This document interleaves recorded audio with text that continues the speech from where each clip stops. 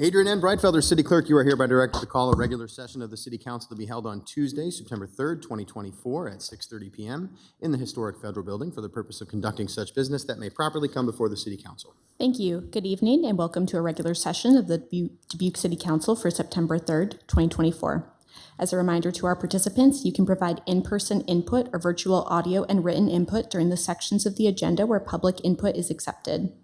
Input options during the live meeting include: in-person attendees may approach the podium when the mayor asks if there is any public input on the item they would like to speak to. Remote attendees can log into GoToMeeting using the login links, phone numbers, and access code that appear on the broadcast and live stream and posted on the front page of the meeting agenda. This option includes audio input and written chat input. If you are participating via computer, indicate which item you would like to speak to in the chat function or note that you would like to speak during the appropriate section. If you are participating via phone, indicate which item you would like to speak to during the appropriate section. All comments, whether in person or virtual, must be accompanied by a name and address. Additionally, written public input is accepted by contacting the City Council directly from the city's webpage at www.cityofdubuque.org/councilcontacts and through the City Clerk's office email at ctyclerk@cityofdubuque.org. This information will be reiterated during the meeting. Attendance for the session is as follows: Mayor Kavanaugh. Here. Council members Farber. Here. Jones. Here. Resnick. Here. Roussel. Here. Sprank. Here. Wethel. Here. City Manager Van Milligan. Here. And City Attorney Brumwell. Here. Thank you. Mayor Kavanaugh, I will turn it over to you for the Pledge of Allegiance. Thank you, Adrian. I invite all who are able to please stand and join us for the Pledge of Allegiance. I pledge allegiance.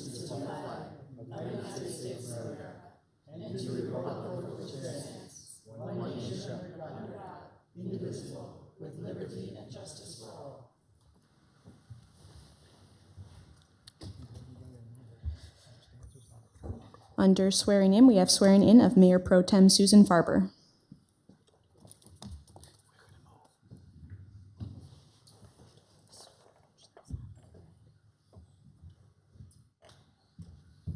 I, Susan Farber, do solemnly swear I, Susan Farber, do solemnly swear I will support the Constitution of the United States and the Constitution of the State of Iowa, I will support the Constitution of the United States and the Constitution of the State of Iowa, and that I will faithfully and impartially, to the best of my ability, and that I will faithfully and impartially, to the best of my ability, discharge all the duties of the office of City Councilperson as now or hereafter required by law. discharge all the duties of the office of Mayor Pro Tem Mayor Pro Tem, sorry. as now or hereafter required by law. Thank you very much. Yes, perfect.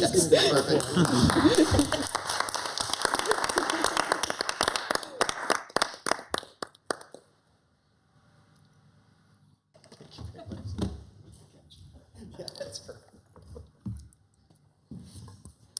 That's why you have teammates. Next are proclamations. Our first proclamation is Nathaniel and Charlotte Morgan Peace Week. Okay, I'll try to read every word right on this one. So I believe we have Brian Halstos and Ernestine Moss here to accept this proclamation. So you can come on up to the podium. If you have any words to say before I read it, you can feel free. Oh, and company. I'm sorry. I don't have all the names in front of me. Feel free to introduce anyone you like, too.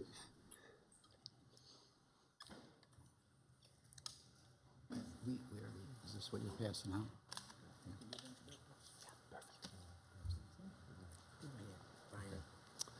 Well, thank you very much for taking this time to read the proclamation. I want to just invite everyone who's here today to an event that is this Friday at 6 p.m. at the Dubuque Museum of Art, where we will be honoring the life of Nathaniel Morgan and be kind of the finish to this Peace Week at the Dubuque Museum of Art, and a memorial service for Nathaniel Morgan. So, welcome. Excellent. Well, thank you very much for being here. Thank you for the event and coordinating that this week, and obviously for being here to accept this proclamation. City of Dubuque Proclamation. Whereas the City of Dubuque has committed to uncovering the history of all Dubuquers through the Black Heritage Survey in an effort to tell a more complete story of Dubuque. And whereas Nathaniel and Charlotte Morgan were among the pioneers of Dubuque and contributed to its growth by working hard, purchasing the first platted lot, Lot 1, owning a home, supporting the construction of Dubuque's first church, and persevering in the face of racism as African Americans in a community that practiced slavery. And whereas the lynching of Nathaniel Morgan and the subsequent pardoning of the lynchers shattered the potential for interracial unity and peace by fueling white supremacy. And whereas members of the Nathaniel Morgan Memorial Committee, the NMMC, believe that confronting our past injustice leads to learning, teaching, and building an equitable and diverse community. And whereas Dubuquers increasingly make a concerted effort in the face of ignorance, indifference, and racism to build an equitable and diverse community that honors the faith, aspirations, and perseverance of our earliest Black residents. And whereas the NMMC and other Dubuque residents maintain that in life, Nathaniel and Charlotte Morgan represented the promise of a unified and peaceful interracial community. And whereas the NMMC will celebrate this rekindled promise of unity and peace in a public memorial service on September 6th at 6 p.m. at the Dubuque Museum of Art. Now, therefore, I, Brad M. Kavanaugh, Mayor of the City of Dubuque, Iowa, on behalf of the City Council, staff, and residents of Dubuque, do hereby proclaim the first week of September as Nathaniel and Charlotte Morgan Peace Week.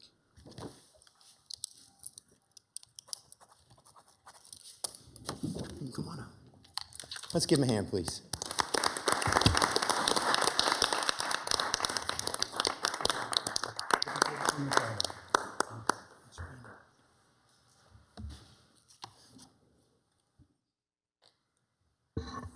Our second proclamation is Days of Peace and Nonviolence.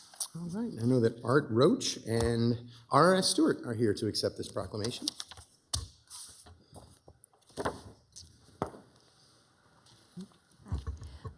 So Art will be passing out the brochures for that. So the first event you just heard about, the Nathaniel Morgan Memorial, and then you'll have a proclamation for one of the last events, the Latinx Festival and the Day of Peace Festers. In between, we have our main event, which is close to the Day of Peace itself on September 21st, which is a panel on September 19th.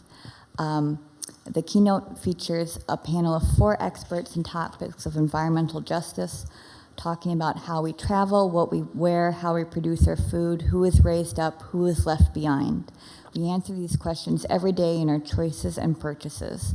The environmental justice movement asks us to view the world as interconnected and calls us to change the systems that create the unjust distribution of environmental hazards. So we hope that throughout the coming months, you'll come to one of the events about environmental justice, ways to navigate this changing world. Well, thank you, RS, for being here to accept this proclamation, and thanks as always for making this such a great annual event. It's been going on for quite a few years now, and we're very happy to keep having it here, so thank you very much for continuing to be a part of it and to organize this. City of Dubuque Proclamation. Whereas the issue of peace embraces the deepest hopes of all peoples and remains humanity's guiding inspiration. In 1981, the United Nations proclaimed the International Day of Peace be devoted to commemorating and strengthening the ideals of peace both within and among all nations and peoples. And whereas the United Nations expanded the observance of the International Day of Peace in 2001 to include the call for a day of global ceasefire and nonviolence, and invited all nations and people to honor a cessation of hostilities for the duration of the Day of Peace.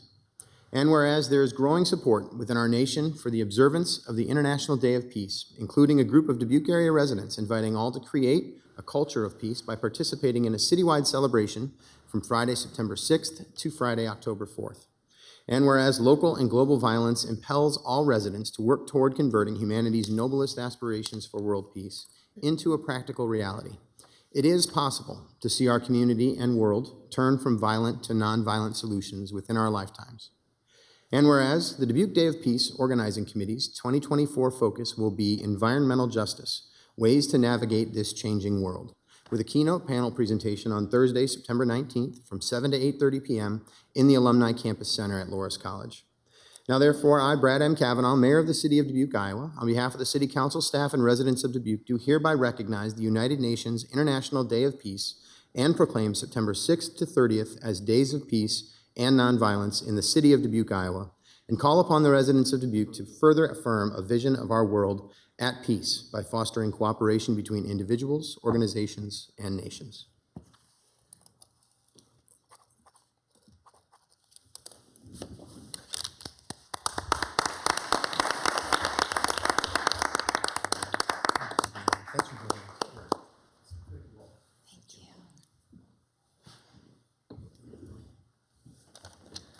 Our final proclamation is Hispanic Heritage Month. Okay, I see we have Yara Isabel Lopez here to accept with a crowd. So feel free to introduce to Yara.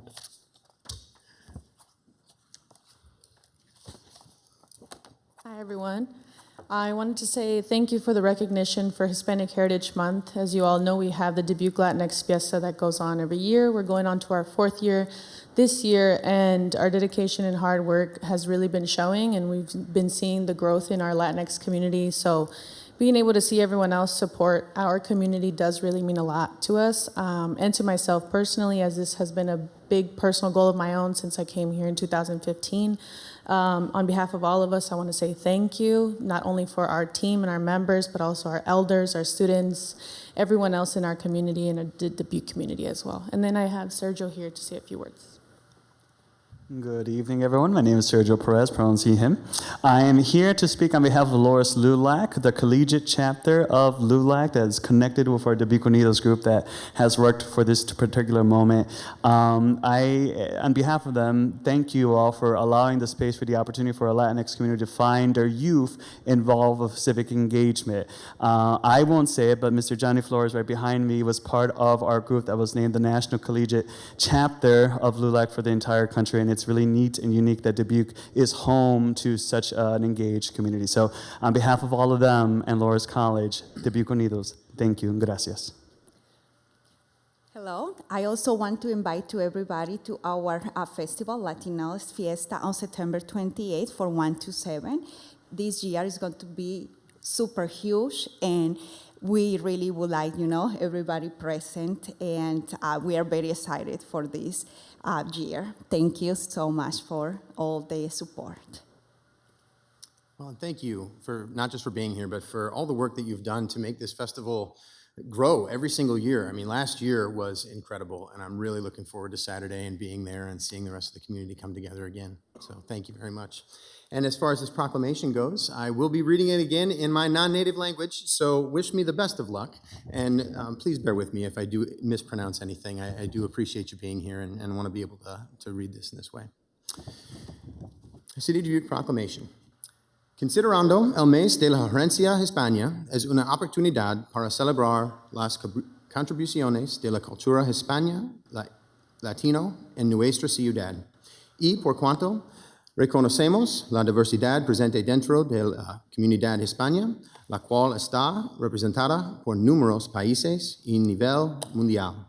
Y por cuanto reconocemos que muchos miembros de la comunidad hispana son trabajadores agrícolas, empacadores de carne y trabajadores de construcción que alimentan a nuestras comunidades y construyen nuestras casas y negocios. Y por cuanto también reconocemos que muchos miembros de la comunidad hispana son profesionales que representan y sirven como modelos y seguir para generaciones futuras. Y por cuanto los miembros de la comunidad hispana son poliglotas y representan diferentes razas, creencias y estilos de vida. Y por cuanto la ciudad de Dubuque está comprometida a reconocer la cultura y el patrimonio hispano-latino como parte importante de la ciudad. Por lo tanto, yo, Brad M. Kavanaugh, alcalde de la ciudad de Dubuque, Iowa, por lo presente proclamo el 15 de septiembre del 2024 a 15 de octubre del 2024 como Mes Nacional de la Herencia Hispana.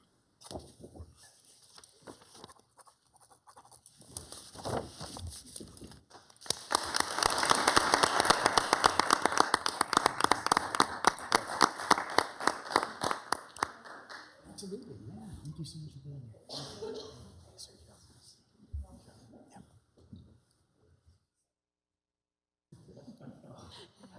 Always got to unlock the phone first, yeah.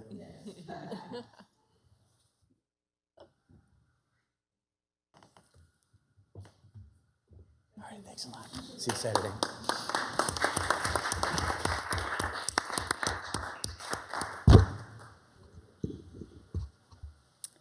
We'll move on to consent items. At this time, anyone participating in the meeting in person who would like to discuss one of the consent items, please approach the podium when the mayor asks if there is any in-person input and state your name and address. For all remote attendees, please enter your name and address in the chat function or state your name and address over the phone when the mayor asks if there is any virtual input. If more than one participant would like to speak, then city staff will determine the speaking order of the participants. Please state the item you would like removed from the consent agenda for separate discussion and consideration, and consent items can be found on pages 2 through 5 of the agenda. All right, do we have anyone here in chambers who would like to remove any of the consent items for separate discussion this evening? Seeing no one here, do we have anyone virtually? No. Thank you very much, Corey. No input. All right, and back to the table, please. Mr. Mayor, Actually, I believe that Ms. Wethel has one she wants to pull. Did you have one you wanted to pull? I would, no, I would. Okay, I would all right. like her, I gave her a second and a half. And I'm giving her 2. It wasn't fast enough. Mr. Mayor, I'd like to make a motion to receive and file and. Actually, hang on, just tell me excuse which me. one you want to pull first. Oh, I'd like to pull number 15 for separate discussion, Okay. please. Thank you. Mr. Mayor, Mr. Resnick? I move to receive and file the documents, adopt the resolutions, and deal with the consent items as recommended, except for number 15. Second by Wethel. Got a motion by Resnick, a second by Wethel. Adrian, would you call the roll, please? Farber. Aye. Resnick. Aye. Kavanaugh. Aye. Wethel. Aye. Sprank. Aye. Jones. Aye. Roussel. Aye. Motion passes 7-0. Now, Ms. Wethel, take a motion for number 15, please. I would like to make a motion for number 15 to receive and file. Shall I speak to it first? And approve? Oh, and approve, Yeah, excuse me. let me get a second. We'll put it on the table, and then we can have a discussion. Second by Farber. I've got a motion by Wethel, second by Sprank. Ms. Wethel, go ahead. I just wanted to bring to the attention of our community, it's in our agenda, and I understand not everyone in the city of Dubuque reads our agenda, but I will tell you, we've got something really exciting tonight that we're voting on in our consent agenda, which is the Nature Everywhere Accelerator Community Application. And our partners, I think this is a great example of partnership in our city of Dubuque because we are partners with Wanderwood Gardens. Jared McGovern, your activism on this has been exceptional. Thank you. The Butler family, thank you. Along with Dubuque Community School District, St. Mark's, Youth Enrichment, and Hills and Dales. This is an application. We are endorsing the application and creating a letter tonight and approving it for that application. But we would be the first community in Iowa to be designated in the state if we indeed move forward. So it's really exciting. And it's exciting not just because we get designated, which is great too, but it means that we have funding for outdoor activities, for families. In particular, when we talk about workforce and retention and bringing people into our city, what we've heard over and over again from young professionals is we want outdoor activities. We want things for our families to go and enjoy a day, and this is the kind of movement we need from community partners. So I just wanted to thank you all for your participation. Thank you, Ms. Wethel. Any other comments? Well said. Seeing none. Motion here is to receive and file and approve. So Adrian, would you call the roll, please? Farber. Aye. Resnick. Aye. Kavanaugh. Aye. Wethel. Aye. Sprank. Aye. Jones. Aye. Roussel. Aye. The motion passes 7-0. We'll move on to items set for public hearing. We have 2. First is Water Treatment Plant SCADA System Upgrade Project. Project initiate and set the public hearing for September 16th, 2024. And second is setting a public hearing for the vacating of a portion of a stormwater detention basin access easement across a part of Lot 2 of Cedar Ridge Farm Place Number 10 in the city of Dubuque, Iowa, common address 3100 Cedar Crest Ridge for September 16th, 2024. Mr. Mayor, Ms. Roussel. I move to receive and file, adopt the resolutions, and set the public hearings for September 16th. Second by Sprank. Motion by Roussel, second by Sprank. Adrian, would you call the roll, please? Farber. Aye. Resnick. Aye. Kavanaugh. Aye. Wethel. Aye. Sprank. Aye. Jones. Aye. Roussel. Aye. Passes 7-0. Next are boards and commissions. We have appointments for the Board of Library Trustees, the Historic Preservation Commission, the Housing Commission, Housing Trust Fund Advisory Committee, and the Long Range Planning Advisory Commission. All right, so for the first two on our agenda, it appears we have more applicants than the roles that are available. So I'm going to have a roll call for those first two, and then for the last three, I will entertain motions. So everybody clear on that one? So Adrian, if you could call the roll, please. We have Board of Library Trustees, 1 4-year term through July 1, 2028. We have 3 applicants, Tom Brennan, Diane Guns, and Nicole O'Brien. Farber, Diane Guns. Resnick, Diane Guns. Kavanaugh, Diane Guns. Wethel, Diane Guns. Sprank, Diane Guns. Jones, Diane Guns. Roussel. Diane Guns. So Diane Guns will be appointed to the 1-year term, or the 1 4-year term, my apologies. Next up, Historic Preservation Commission, we have 2 3-year terms through July 1, 2027. We have 3 applicants, Bill Doyle, Cole Hansen, and Heidi Pettit. I will, let's do a roll for the first and then a roll again for the second, please. Farber, Bill Doyle. Resnick, Bill Doyle. Kavanaugh, Bill Doyle. Wethel, Bill Doyle. Sprank, Bill Doyle. Jones, Bill Doyle. Roussel. Bill Doyle. So Bill Doyle is appointed to 1 of the 3-year terms. Adrian, would you call the roll for the second, please? Farber, Heidi Pettit. Resnick, Heidi Pettit. Kavanaugh, Heidi Pettit. Wethel, Heidi Pettit. Sprank, Heidi Pettit. Jones, Heidi Pettit. Roussel.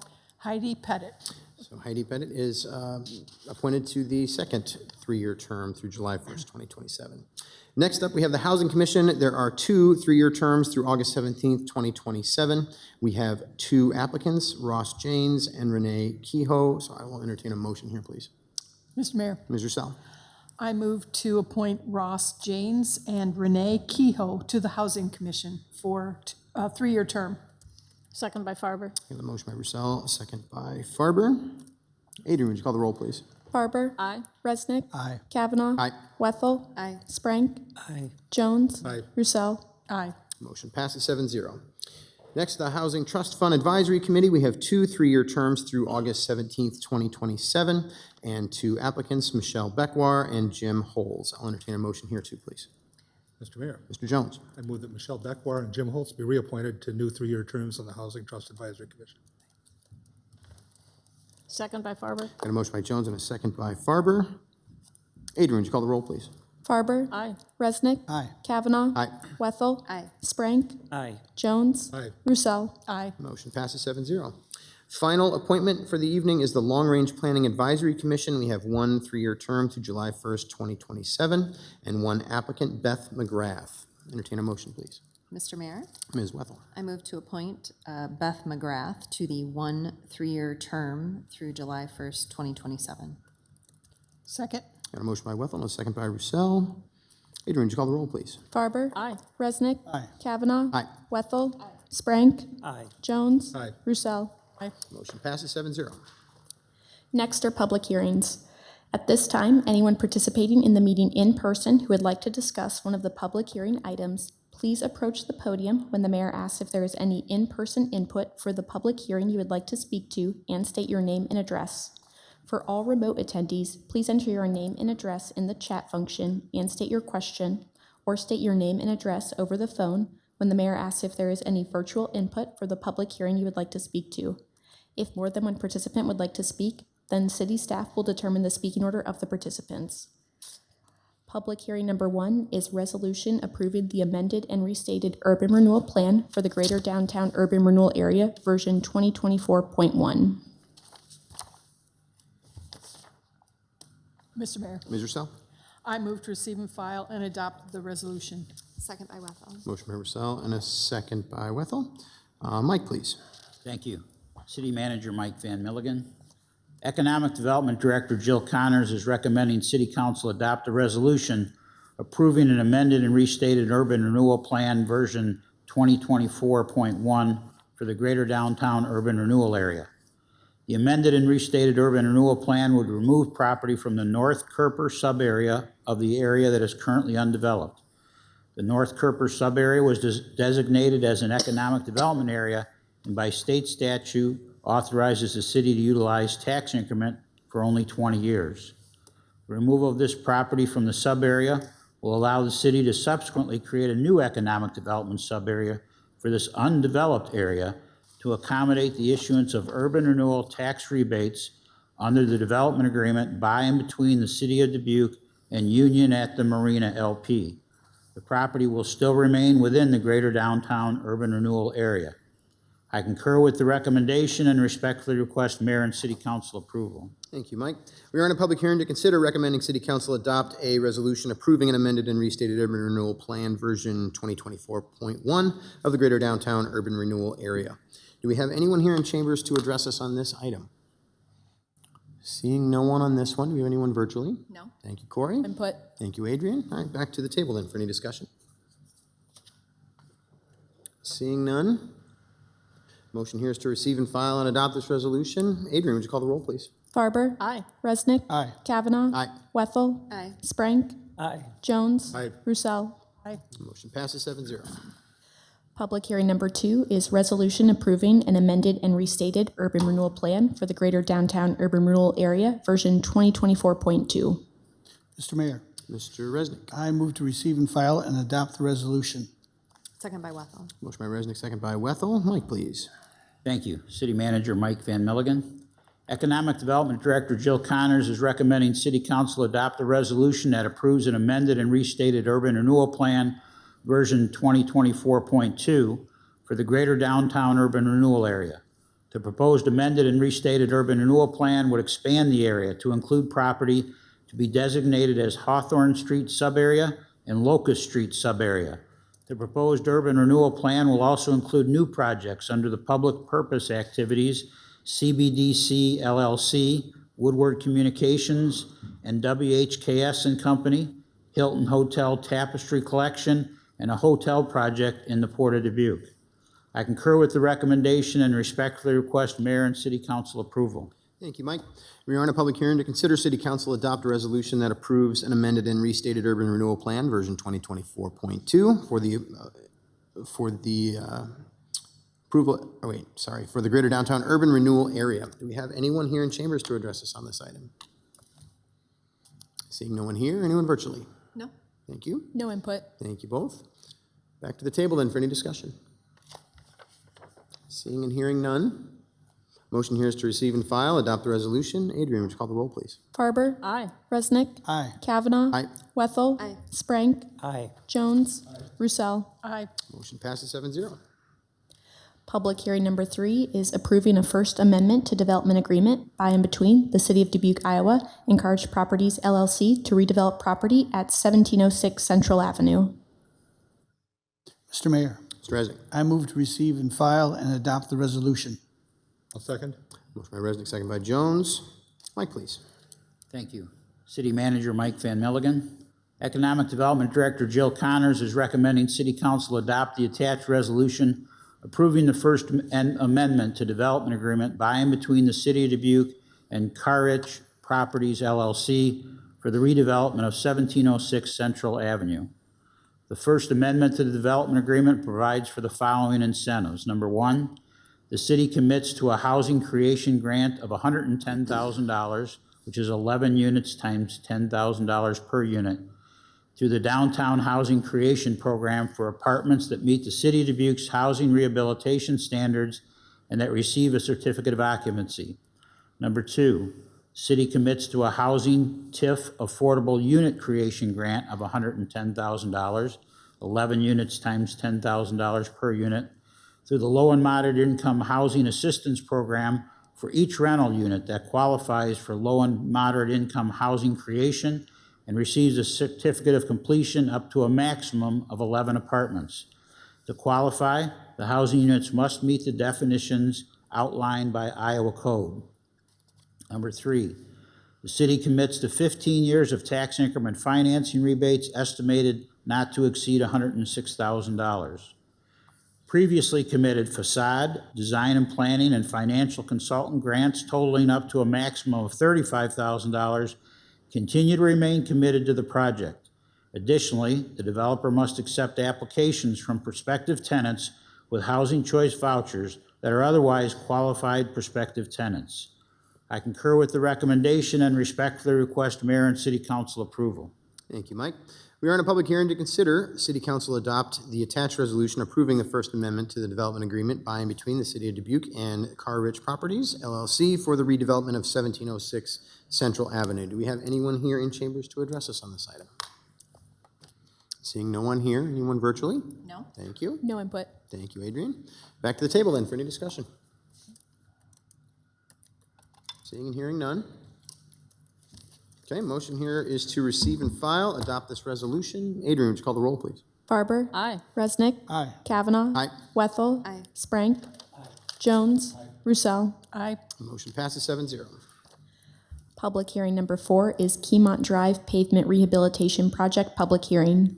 Mr. Mayor, Ms. I Farber. move that we receive and file and adopt the resolution. Second. A motion by Farber, second by Jones. Mike, please. Thank you. City Manager Mike Van Milligan.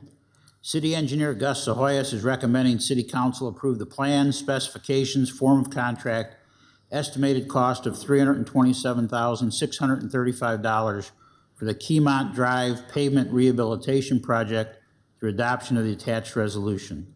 I concur with the recommendation and respectfully request mayor and city council approval. Thank you, Mike. We are in a public hearing to consider City Council approve the plan, specification, form of contract, and estimated cost of $327,635 for the Keymont Drive Pavement Rehabilitation Project. Did I get that total right, Mike, or was it? I'm sorry, I apologize. Didn't hear what I you did. said. Thank you very much. For the pavement rehabilitation project through adoption of the attached resolution. Do we have anyone here in chambers to address us on this item? And as you come up, I'll just remind you to please state your name and address for the record.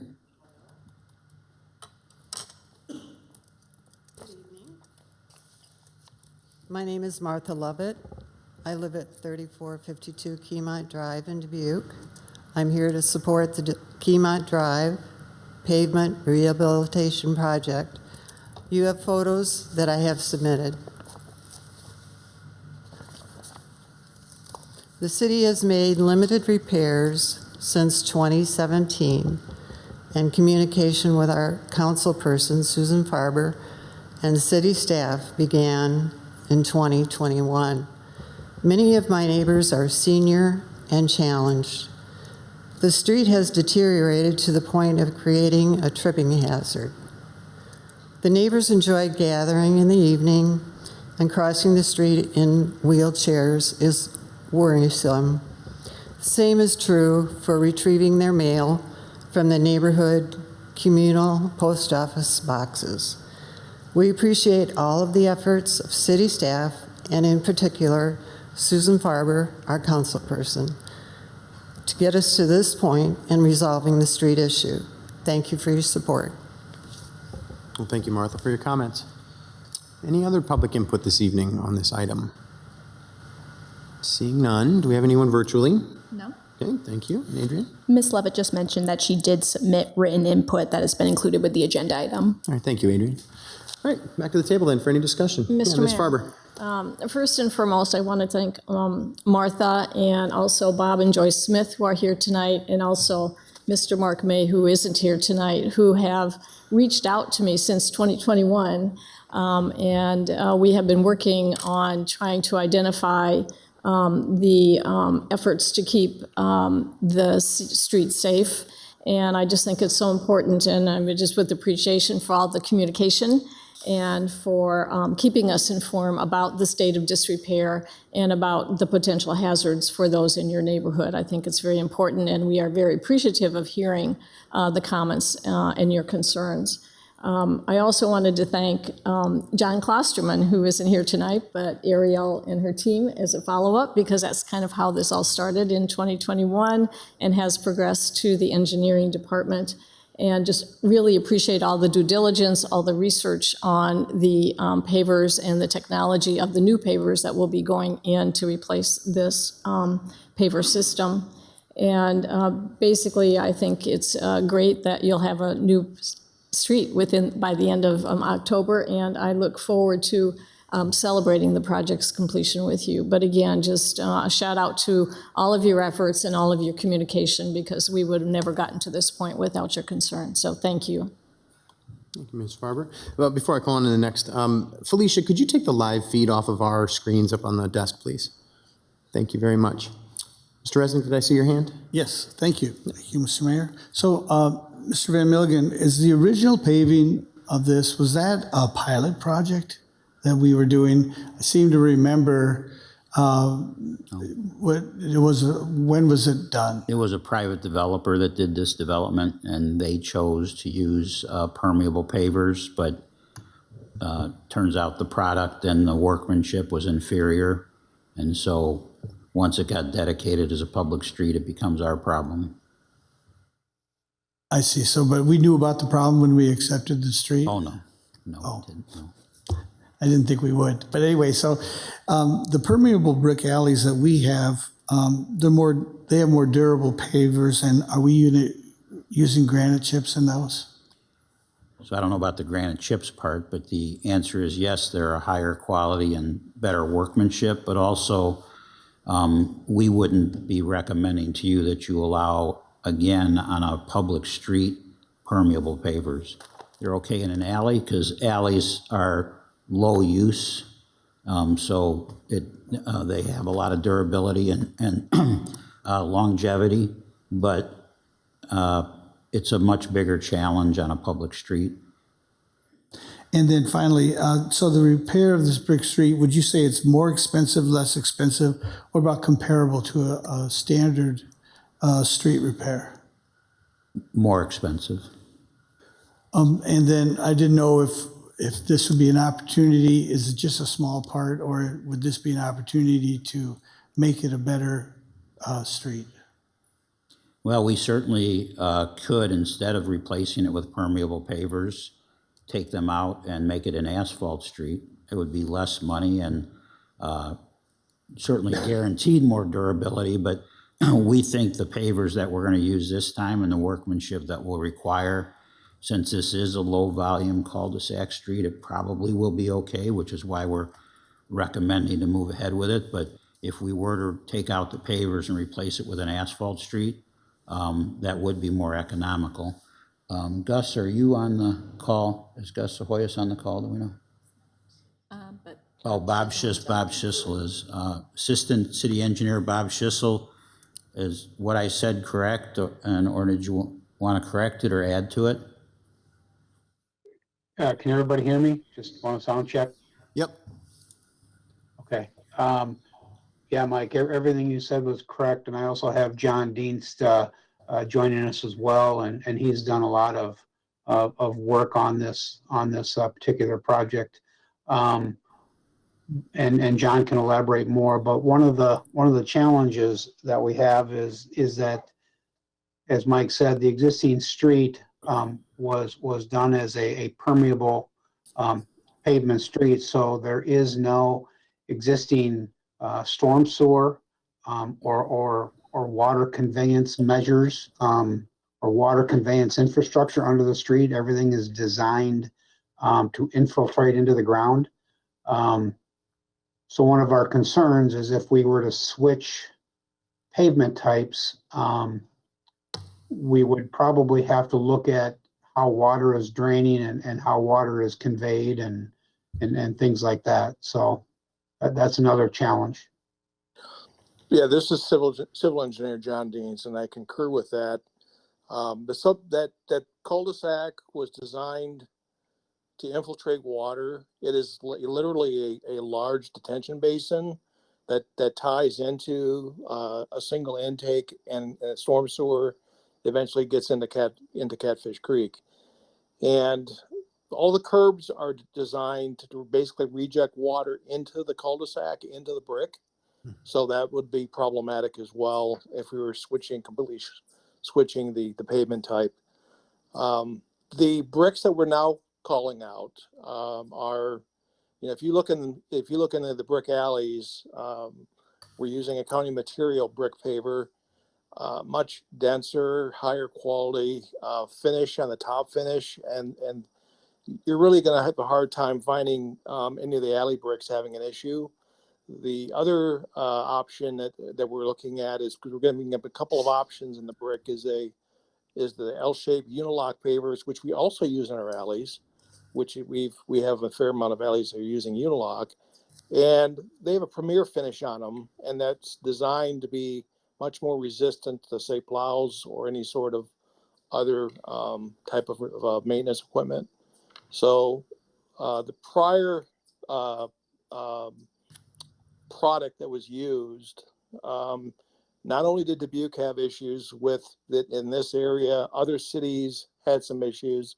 It was material defect or material issue by a particular vendor, provider. And like Mike said, we would never recommend using that type of paver. Again, actually, that particular paver is no longer manufactured. Thank you for that. My only concern is that it's only a matter of time that these other bricks are going to go as well. And maybe, I don't know how they're repaired, of course, so maybe they're taking whole swaths of, they're not replacing all the bricks, are they? They're replacing all the brick in that that cul-de-sac. Okay. Okay, great. Yes, it's all brand new brick. The cul-de-sac that's if you're driving in, the cul-de-sac off to the left is actually a newer brick, and that actually is holding up pretty well. It is really the initial phase of the subdivision when it was created. The brick that they used, basically fell apart. And kudos to Public Works. They have been in doing repairs and patching as much as they can. But eventually it's a Band-Aid on a Band-Aid. And, at this point it's time to just basically pull them up and replace them. Great. And we are calling out to use granite chips and granite setting bed, which they tend not to settle and keep everything tight. And it's a much more durable product. Expensive, but more durable. But thank you. It's good to hear how you've considered everything and made this decision. Thank you, Mr. Mayor. Mm-hmm. Mr. Jones. I came in the door with a lot of the same questions. I guess the biggest one being, are permeable pavers really an answer for streets? And you've already kind of answered, no, not in the future. But it's the answer for this street because it is the stormwater management system. And I think by the time you dug up the street and re-engineered and replaced all of that and paved it with anything, you'd have a much higher price tag than this. I also think that the research that's been done, we're going to have a better product now. It's going to last a good long time. And it's a no-brainer. It certainly needs fixing. There's a lot of potential for people getting hurt there, and we're kind of against that. We're on the record against that. So I'm going to support this. Thanks, Mr. Jones. Any comments this side? Yeah, this discussion has actually been very helpful to understand the fuller context of this situation. And John and Bob, I really appreciate the engineering focus on this. It's a very unique situation, the street that you live on. It's a pretty one. I've been down there a number of times, and I do enjoy it. But it is interesting to note that this is the storm sewer basically here. So we need to consider that as we do this. But I think we've also learned an important lesson here about if we are going to consider something like this for a public street, probably not the best approach. Might be able to find another one in the future. But for this time, in this current situation, I agree with what's been stated, that I think this is the best option before us right now, and obviously an option to get it moving, because the status of the road is not a good one. So thank you very much to the neighbors for all your work. Thank you, Ms. Farber, for your extra work on this one as well. All right, motion here is to receive and file and adopt this resolution. Seeing no further comments, Adrian, would you call the roll, please? Farber. Aye. Resnick. Aye. Kavanaugh. Aye. Wethel. Aye. Sprague. Aye. Jones. Aye. Roussel. Aye. That motion passes 7-0. Next is public input. At this time, anyone participating in the meeting may address the City Council on the action items on the agenda or on matters under the control of the City Council. For all in-person attendees, please approach the podium and state your name and address when the mayor asks if there is any in-person input. For all remote attendees, please enter your name and address in the chat function or state your name and address over the phone when the mayor asks if there is any virtual input. If more than one participant would like to speak, then city staff will determine the speaking order of the participants. Individual remarks are limited to 5 minutes, and the overall public input period is limited to 30 minutes. Under the Iowa Open Meetings Law, the City Council can take no formal action on comments given during public input or that do not relate to the action items on the agenda. Thank you, Adrian. Do we have any public input this evening? Yeah, come on up. You can just please state your name and address and say what you have to say.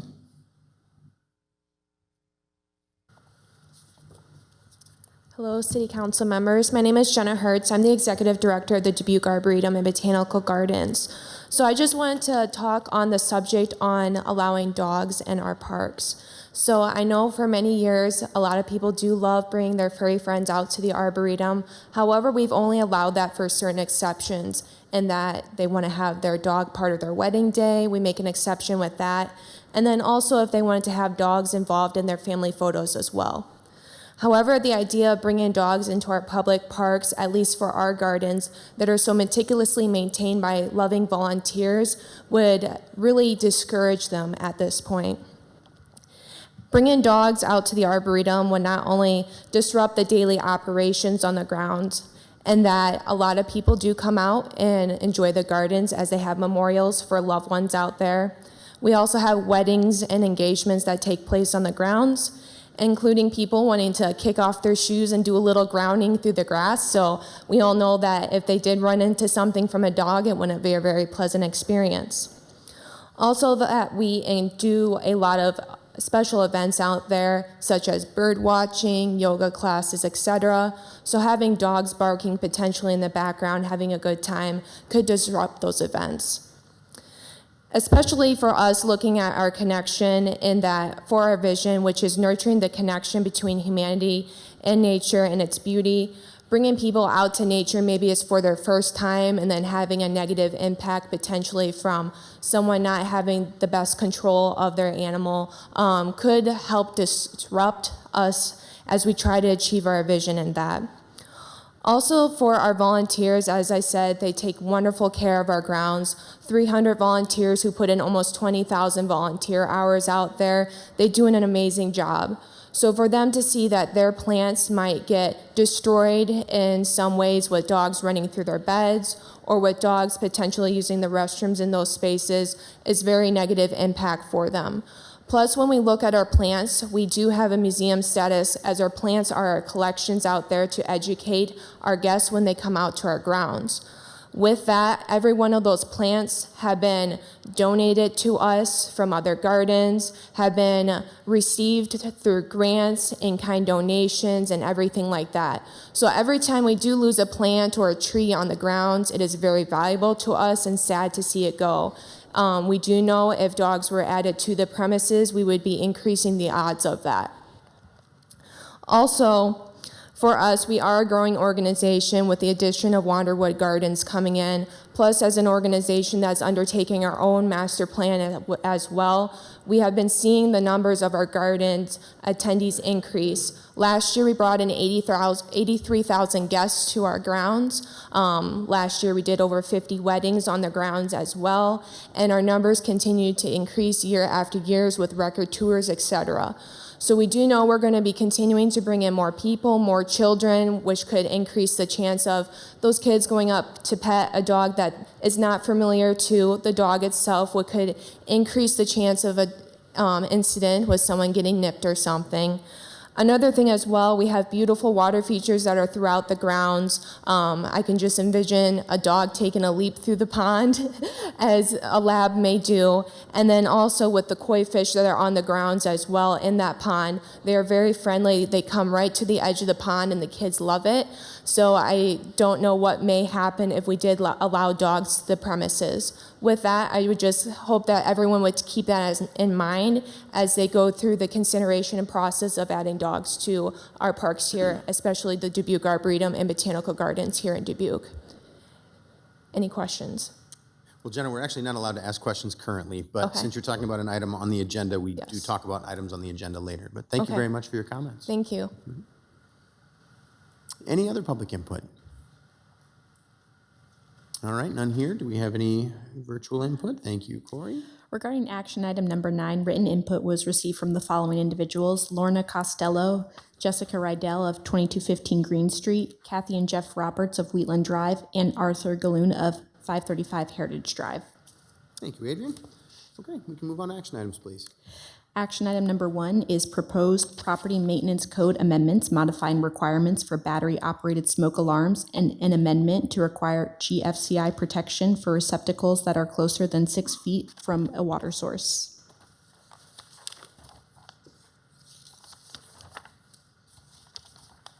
Mr. Mayor, Jones. move to receive and file the communications and further move that the requirement that the proposed ordinance be considered and voted on for passage at 2 council meetings prior to the meeting of which it is to be finally passed be suspended. Second by Farber. Got a motion by Jones, second by Farber. Mike, please. Thank you. City Manager Mike Van Milligan. Housing and Community Development Director Alexis Steger is recommending City Council adopt property maintenance code ordinance amendments with respect to battery-powered smoke alarms and to modify the ground fault circuit interrupters changes or requirements. As far as the smoke alarm changes, Iowa Administrative Code requires that new or replacement battery-powered smoke alarms have a sealed, tamper-resistant 10-year battery. Additionally, starting on December 23, 2024, assisted housing units must comply with the standards set forth in the National Standards for the Physical Inspection of Real Estate. These standards require that units receiving federal assistance must have smoke alarms that are either hardwired or equipped with a sealed, tamper-resistant 10-year battery in accordance with the Public and Federally Assisted Housing Fire Safety Act. We are proposing a phased approach to achieve compliance with the required changes. This will allow property owners time to create a plan to implement replacement of all non-conforming smoke alarms. Starting December 23, 2024, all assisted housing units will be required to have either hardwired or sealed, tamper-resistant, 10-year battery smoke alarms. These will be checked on rental inspections, and property owners will be required to replace any non-conforming smoke alarms. Starting January 1st, 2025, property owners installing new or replacement smoke alarms will be required to install either hardwired or sealed, tamper-resistant, 10-year battery-powered smoke alarms. By January 1st, 2030, all properties will be required to have either hardwired or sealed, tamper-resistant, 10-year battery-powered smoke alarms in place or be required to replace them. As far as ground fault circuit interrupter or GFCI changes, starting on December 23, 2024, assisted housing units must comply with the standards set forth in the National Standards for the Physical Inspection of Real Estate. These standards require that all receptacles within 6 feet of a water source be GFCI protected. It is anticipated this change will be minimal, as many property owners have proactively added GFCI receptacles in wet locations, including around sinks, tubs, and showers. Since 1987, all bathrooms and kitchens remodeled under permit would have required GFCI protection within 6 feet of a water source. I concur with the recommendation and respectfully request Mayor and City Council approval. Thank you, Mike. Questions or discussion? Mr. Resnick. Mr. Mayor, thank you very much. So I went on Amazon to see what these cost, and there's a 6-pack of these for $60. Doesn't sound unreasonable, but does this mean that when you have these 10-year batteries that are sealed, that means you cannot take out the battery? You need to replace the smoke detector with the battery. Is that correct? Mr. Mayor, City Council, Mike Belmont, Assistant Director, Housing and Community Development Department. Yes, that is correct. The lifespan of a smoke alarm is 10 years, regardless of whether it's sealed or not. And so the impetus of requiring this sealed battery is that those smoke alarms do get replaced rather than just sticking new batteries in year after year after year, going beyond the 10-year lifespan of the smoke alarm. But to answer your question, yes, you would have to replace the entire alarm, smoke alarm unit rather than replace the battery. So are these common right now, like at Tyson's? Or? Yes. The state law came about in 2021, and at that particular time, they weren't very common. And the state recognized that, and because there were supply chain issues and people couldn't find them, they put out an announcement that they weren't going to enforce that particular code right away. Now, we're well beyond that, and supply chain has caught up to the demand.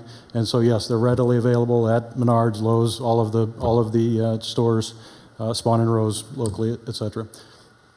All right, so, and they're going to be required throughout the community, even by private homeowners? Is that what you're saying too? Yes, because this is a change in the property maintenance code, which applies to all buildings, yes, private residents would have to, in order to meet this code, they would have to change their smoke alarms. Have you talked to the stores, let them know that this might be a possibility? Because why would you stock the other stuff? I mean, this should be about half of what they sell then pretty soon, isn't it?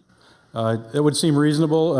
Unfortunately, I don't have a lot of influence in what they stock, but we have made contact with a couple of suppliers and let them know that this is coming, so they could maybe plan accordingly. Yep. Great. And finally, do folks recycle this when it's done with their tenure? Because that battery, of course, there's some issues with that, recycling that battery. Do people recycle this whole smoke detector battery combination? That is a great question that I'm not sure of the answer to. So I imagine that there is a process and that battery recycling, you can recycle the battery part of it. Yeah. Okay. Thank you. Thank you, Mr. Mayor. Mm-hmm.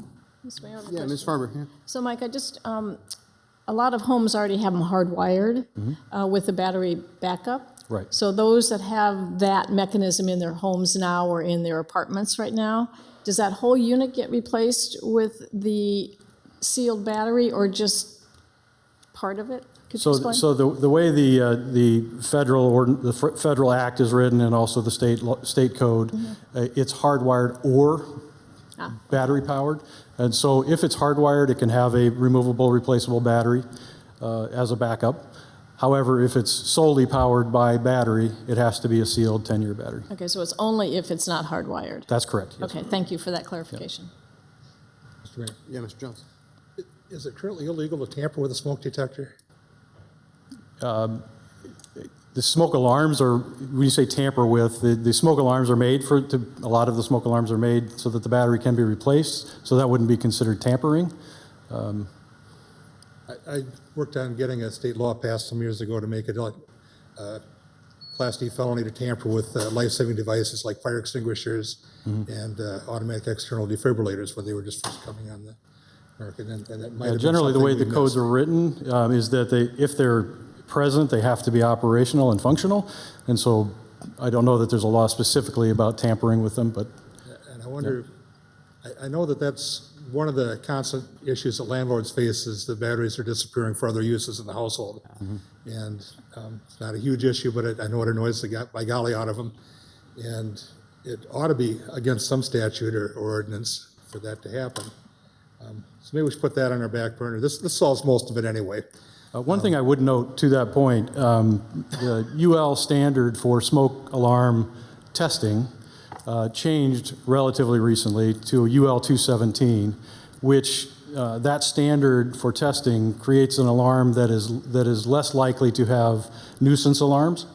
And so one other, maybe unintended consequence, or one other consequence of requiring these smoke alarms to be changed is that the alarms will be changed to this new standard, UL 217, having fewer nuisance alarms, and so more likely that the alarm doesn't end up in the garbage or out the window or taken off for some reason. Yeah, my system rarely alerts me to the fact that breakfast is done, but occasionally. Krennic, go ahead. Yes, the Iowa Code does have a provision currently for that. It's in Iowa Code Chapter 10A, Section 518, and it's no person may render inoperable a smoke detector or carbon monoxide alarm, which is required to be installed by this section by tampering, and someone who does so would be guilty of a simple misdemeanor at the state level. Thank you. That's all I've got. This is a good step forward. All right, thank you. Mr. Sprank. Thank you, Mr. Mayor. Yeah, I like this. Generally, the way that I remember to change my smoke alarm batteries or when they're beeping all over my house randomly. So I like this, that it's 10 years, and I think it's good that we don't have to force people to hardwire them in as well, that they have two options. So I'm going to support this. Thank you, Mr. Sprank. Mike, I want to talk more about the educational component of this. You know, we talked a little bit about the retail stores. I mean, we can't stop what people are going to sell or what online retailers are going to sell or anything like that. But we are telling, I mean, and there's several items, just to, you know, give everybody some foreshadowing here. We have several items coming up that are all related to this that we're going to be voting on to change these ordinances. But we're essentially telling everybody across the board who has to install smoke detectors that you have to do it in this way.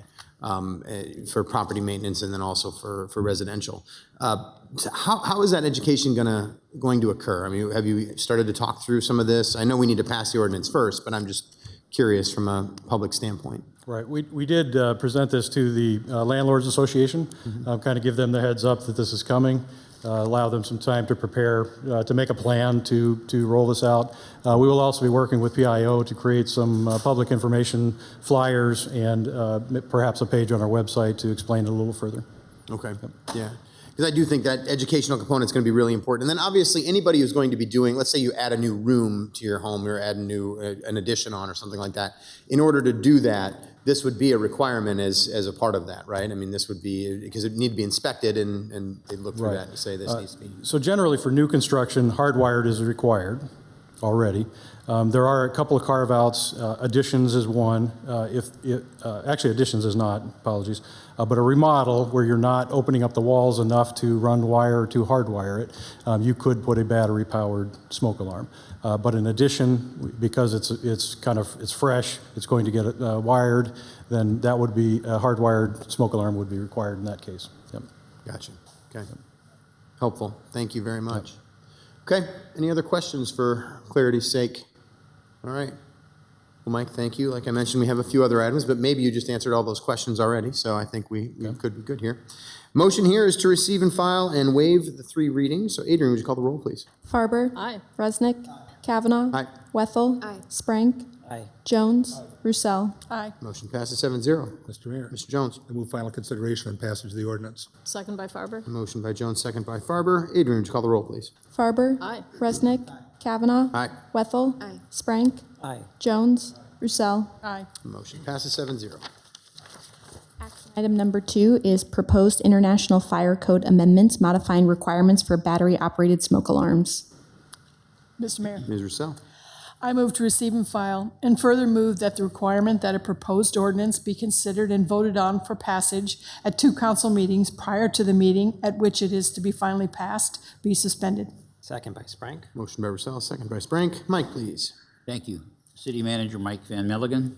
Housing and Community Development Director Alexis Stager is recommending City Council adopt an international fire code amendment with respect to battery-powered smoke alarms. Iowa Administrative Code requires that new or replacement battery-powered smoke alarms have a sealed, tamper-resistant 10-year battery. The proposed change modifies existing language in the International Fire Code to align with Iowa Administrative Code requirements. I concur with the recommendation and respectfully request Mayor and City Council approval. Thank you, Mike. Any discussion? Questions on this item? Basically a continuation of the discussion we just had. Okay.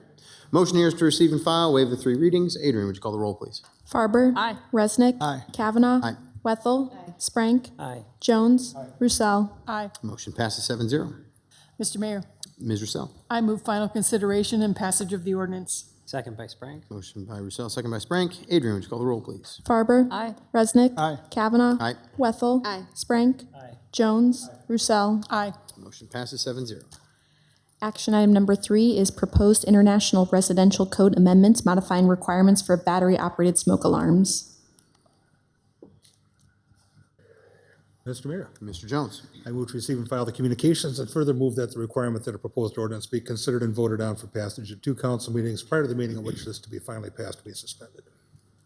Second by Farber. Got a motion by Jones and a second by Wethel. Mike, please. Thank you. City Manager Mike Van Milligan. Housing and Community Development Director Alexis Stager is recommending City Council adopt an international residential code amendment with respect to battery-powered smoke alarms.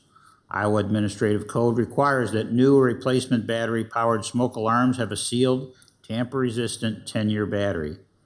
The proposed change modifies existing language in the International Residential Code to align with Iowa Administrative Code requirements. I concur with the recommendation and respectfully request mayor and city council approval. Thank you, Mike. We are completing our smoke alarm hat trick. Mr. Resnick.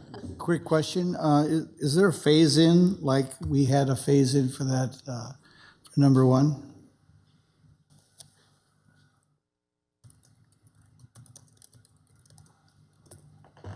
Mayor, City Council, Mike Belmont, Assistant Director, Housing and Community Development Department. There is not. The reason for that is the opportunity for battery-powered smoke alarms is much less if you're using the IRC. That's not for existing construction or existing buildings. It's for new construction. And so a new home, for instance, would already require hardwired smoke alarms. So in this case, it would be simply for additions. That would be the only thing that would be covered in the IRC. Great, thank you very much. Thank you, Mr. Mayor. All right, any other discussion or questions? Okay, thanks again, Mike. The motion here is to receive and file, waive the 3 readings. Adrian, would you call the roll, please? Farber. Aye. Resnick. Aye. Kavanaugh.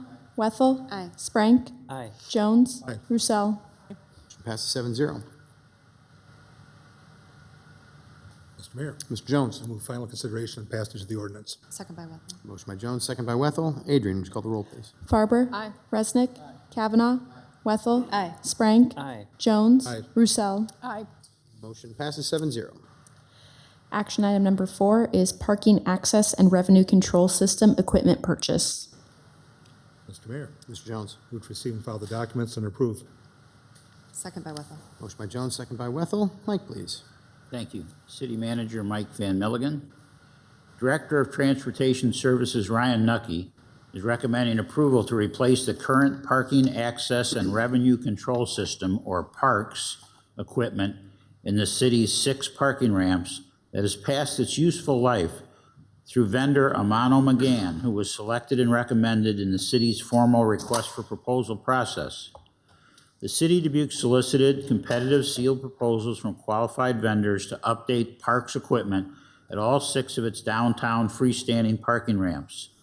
The city also requested proposals from qualified vendors for an integrated and automated gated parks consistent across all 6 parking ramps.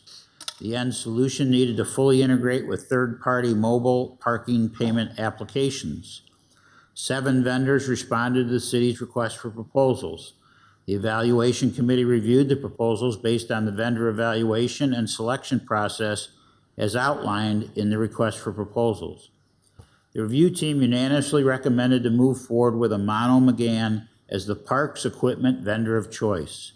Amano McGann has been providing ramp equipment across the country since 1964 and is known for its cutting-edge hardware, dependable equipment, and reliable customer service. $3,174,500 in funding has already been approved for the project. The Amano McGann proposal of $1,339,403 is within the estimated budget for the project, allowing for adequate funding for on-street parking equipment to be purchased at a later date as originally planned. I concur with the recommendation and respectfully request Mayor and City Council approval to proceed with negotiations and enter into an agreement with Amano McGann to purchase parks equipment. Thank you, Mike. Questions or discussion? Mr. Mayor, Ms. Farber. do we have a time frame for if this gets approved, when it would occur?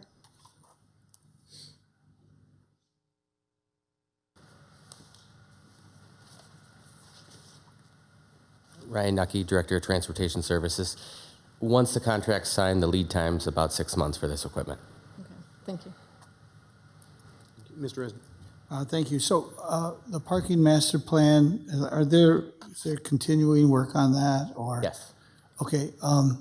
When do you recommend that, or when do you think that's going to come before us? We have a work session set for October 7th at the current time. So are we jumping it a little bit or not really? No, I don't believe we are.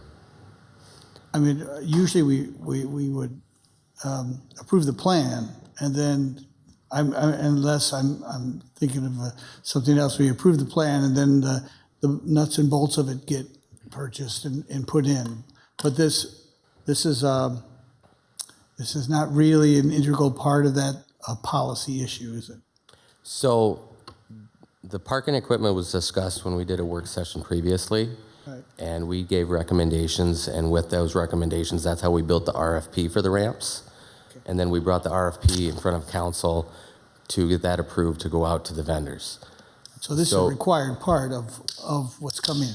Yes, this is something that, needs to happen, but we need to get it in the motion now because I have ramps that are in definite need of help. Great, thank you. Thank you, Mr. Mayor.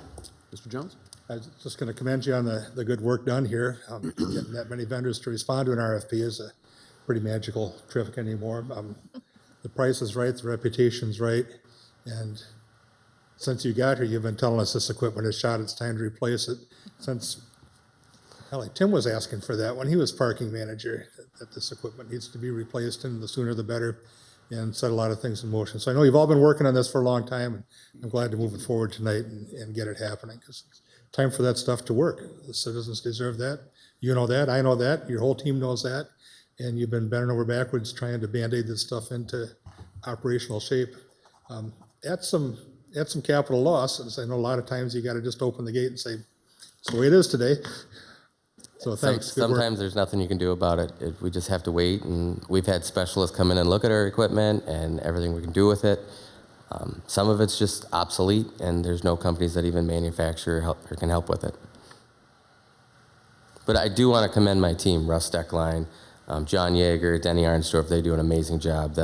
Chris Coleman's team in IS is amazing on what they can do, and I don't want to say we duct tape it back together, but we keep it moving until this new stuff comes in. Mr. Sprank? Thank you, Mr. Mayor. My question is, so this is a very reputable company. I'm really happy with that. But the question is do they also install, when we decide to phase out the second part for the streets and such, will this equipment be tied in with that or similar or just totally different potential manufacturer? So, because it'd be nice to have like one for it all, but is that a possibility that there'll be two or just the similar manufacturer for everything? So it's a great question. With that, there are very few parking vendors that do both on-street and off-street. And when we put this RFP out, we did have one of them bid for it. As we went through the system, for us to integrate with Amano McGann and bring on another vendor, it's not going to be a lot of work at all. This system is very fast, easy to use. The data is right in front of you. We've had our team travel around and look at it as we did referrals, and we're not worried about having two different systems in our ramps. I'm sorry, two different systems. We'll have this for ramp equipment, and then we'd have an on-street vendor. Will this system be able to count cars as they go in and out and everything? Yes, this system, as you pull into the ramp, it keeps a number of transient parkers, permit parkers. It'll have a residential application that we can put on. So as you're pulling into ramps, it's going to have a count showing what our numbers are. Thank you. Mm-hmm. Yeah, Ms. Rousseau? Thank you for getting this going. At this point, are you able to give us a little more detail about what we can actually expect? Like when I pull into the parking ramp, is it just going to be a gate like they have now? I mean, even though it's going to count more things, I mean, can you tell me what I might be expecting? Disneyland. No, with this, Russ Deckline and I 100% were against gates. We went into this, there's no way we're putting gates back on. They break, people destroy them. And within 6 months of the study, we're keeping gates. Gates are staying. We were able to work with Walker Consulting. Kevin White's amazing to work with. And they were able to show us, hey, you have this older technology. It does not work. This is what new stuff looks like. And as we researched it and went into it, the gates will still be there. But as far as the timing as you pull in, so if you go to pull in a ramp and you're a permit holder and you're on file, mm-hmm. The LPR system will have cameras hooked to the ramps. It's going to read your license plate as long as it's visible. So make sure the snow and ice are off of them. But as long as it's visible, you're going to pull in, and that's going to read your license plate, and it's going to say, oh, Laura's coming today. And it's going to open the gate arm because you already have access to that ramp. So there will be no stopping. You will not have to use a Prox card. You'll not have to use a QR code. You'll pull right in. It's going to read your license plate. You'll proceed right into the ramp and move into a parking spot. And it'll do same on the exit. As you go to exit, it's going to read your license plate, so we won't have these long lines for people to swipe a Prox card, and it's going to read your license plate as you go out the door. Now, you cannot do 25 miles an hour through this ramp, but you can slowly proceed through the exit, and we shouldn't have an issue at all. If you are a transient parker, a public parking person, you'll be able to pull into the ramp. It's going to give you a ticket, and that ticket is going to give you multiple options on how to pay for this ticket. So you're going to get your ticket, you're going to park your vehicle, then as you go throughout your day, you'll have multiple different ways to pay. You'll be able to pay with QR code. We'll have an on-foot pay station in the ramp, and then as you exit, if you want to pay with a credit card, you're able to do that. We have businesses in town that still do validations, which is fantastic. Businesses will still be able to validate parking for people in the ramps. So we're making sure we're covering that side. Same thing with hotels, as hotels go to use the ramps also. So this system is very dynamic. I spent 2 hours on the phone with a vendor today, and he just kept going on. I'm like, this is new. This is amazing. And they keep talking about stuff coming down the line. I'm like, well, let's focus on what we have today, and then as we move forward, we'll add the bolt-ons to it. That sounds great. Thank you. Oh, we're very excited. They do tell you to keep the expectations a little bit low in our business generally, so Disneyland might not be the best answer next time, Ryan, just so you know. This is shooting for the moon. Go ahead, Mr. Resnick. Yeah. Very quickly, if you play with credit card, are you going to be able just to put your card over the top of it like some? Mm-hmm. Okay, that's part of it. It'll be a card reader or it'll be a tap to pay. Okay, great. I get a little nervous when it goes in there, and then I don't know if it's going to come out if I mess up, but you're just going to tap, and that's going to be great. Yes. All right, thank you. Thank you, Mr. Mayor. Well, and I'm already getting kind of a similar question that I've asked earlier tonight. The education piece for the public is going to be there with this. I mean, we're going to tell everybody how to use this and show people and work with the Public Information Office to have videos and all those great things. We'll have a whole rollout plan as we get closer, when we get a construction calendar built.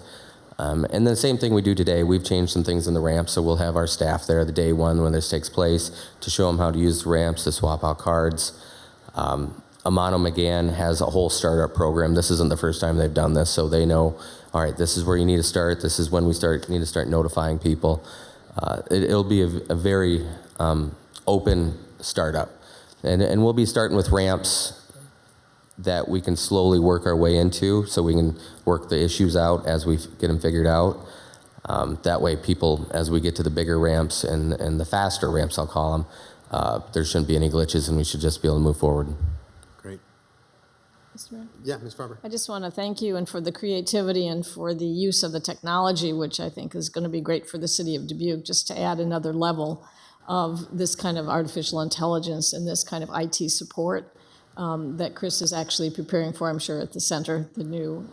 She was a very big role in this. Yeah, so kudos to her as well, because I think it just sounds like it should be very smooth, hopefully, and a step for us to kind of show others within the state of Iowa that these kinds of automation really do work, especially with the license plate readers. I think that's just a great feature. So thank you very much for your work. Thank you.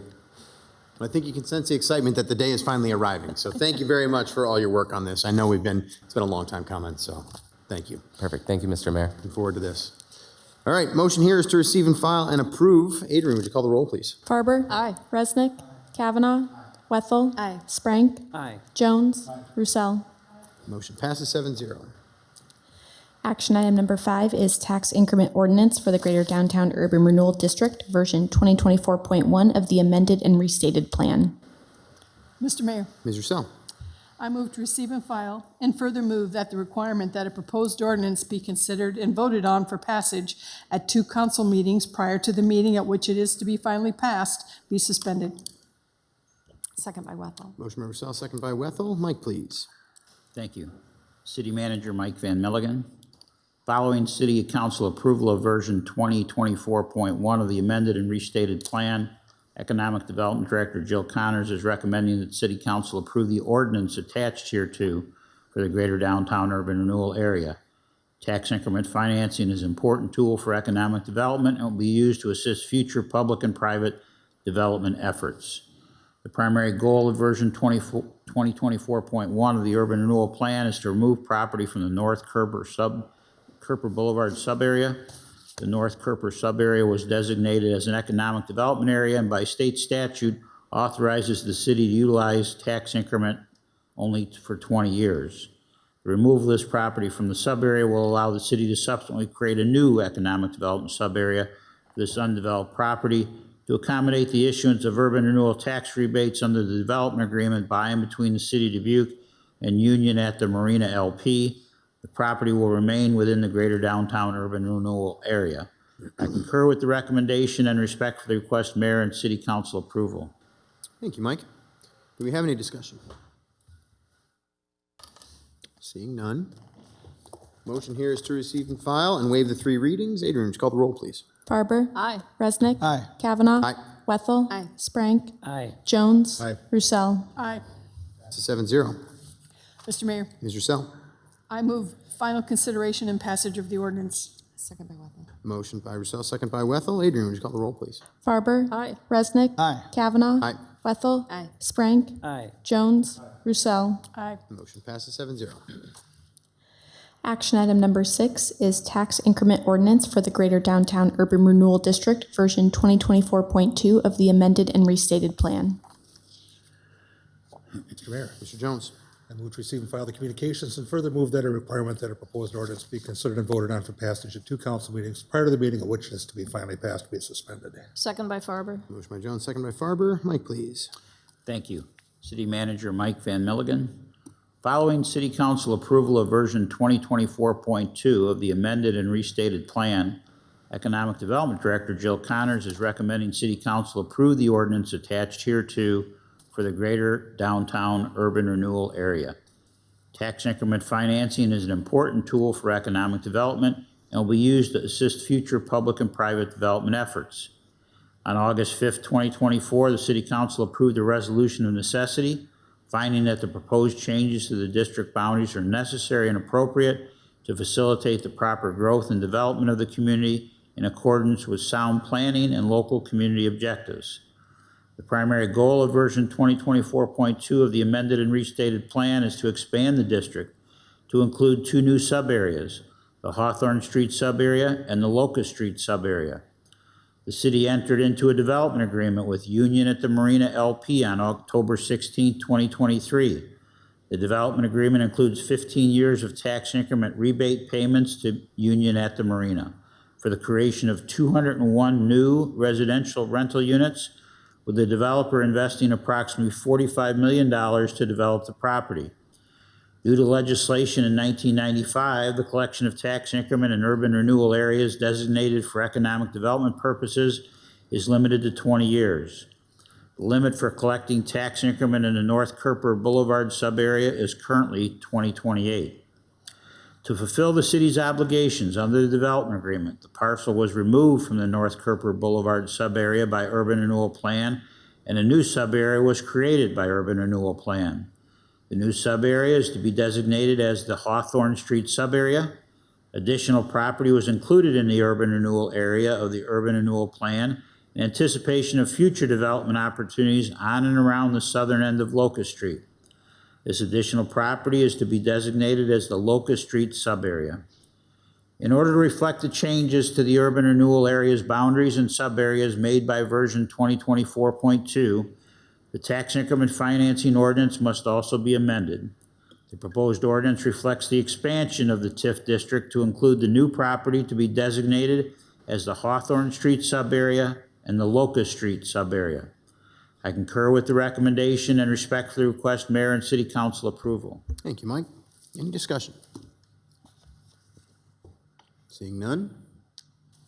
Motion here is to receive and file, waive the 3 readings. Adrian, would you call the roll, please? Farber. Aye. Resnick. Aye. Kavanaugh. Aye. Wethel. Sprank. Aye. Jones. Aye. Roussel. Aye. Motion passes 7-0. Mr. Mayor, Mr. Jones. I move final consideration and passage of the ordinance. Second by Farber. Motion by Jones, second by Farber. Adrian, would you call the roll, please? Farber. Aye. Resnick. Aye. Kavanaugh. Aye. Wethel. Sprank. Aye. Jones. Aye. Roussel. Aye. Motion passes 7-0. Action item number 7 is Old Mill Road Lift Station and Force Main Project Phase 1 Award Construction Contract. Mr. Mayor, Mr. Resnick. I move to receive and file and adopt the resolution. Second by Sprang. Motion by Resnick, second by Sprink. Mike, please. Thank you. City Manager Mike Van Milligan. City Engineer Gus Zahoyas is recommending City Council award the construction contract for the Old Mill Road Lift Station and Force Main Project Phase 1 through the adoption of the enclosed resolution to Tricon General Construction Incorporated of Dubuque in the amount of $22,760,000. The Old Mill Road Lift Station and Force Main Project is the first of several improvements that are needed within the Catfish Creek Interceptor sewer system to provide adequate capacity to serve existing development within the city and to allow for additional flow from future developments and the growth of the city.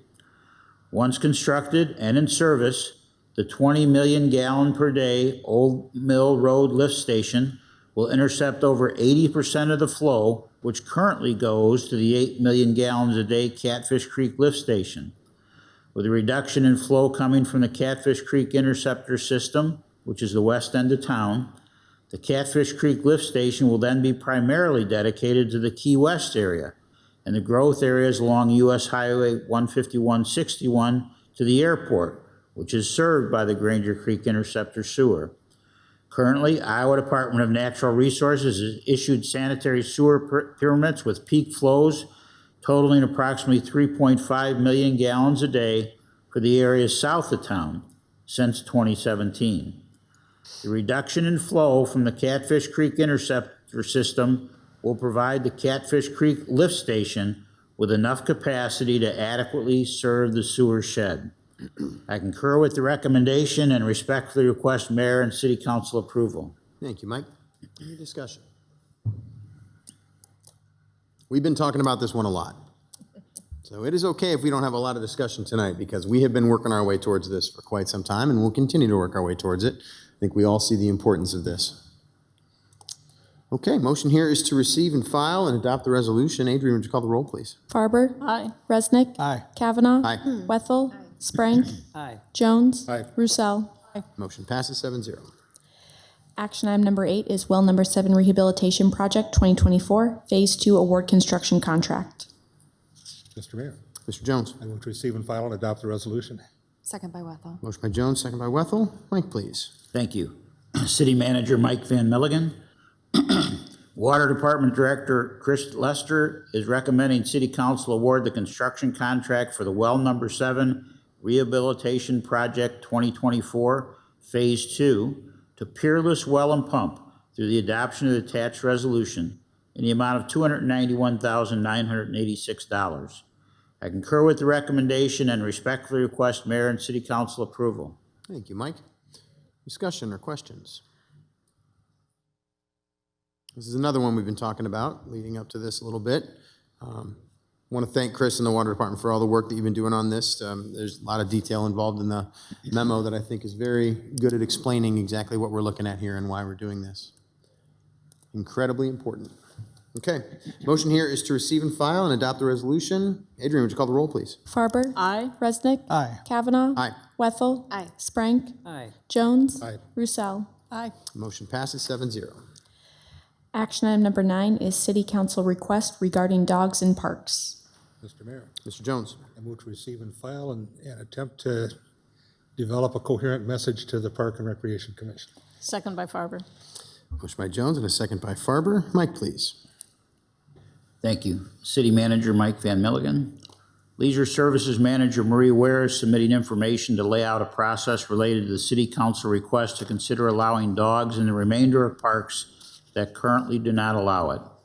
The City Council, at their August 2024 goal setting, discussed the general topic of allowing dogs in the remainder of the parks that currently do not allow them by the city's current ordinance.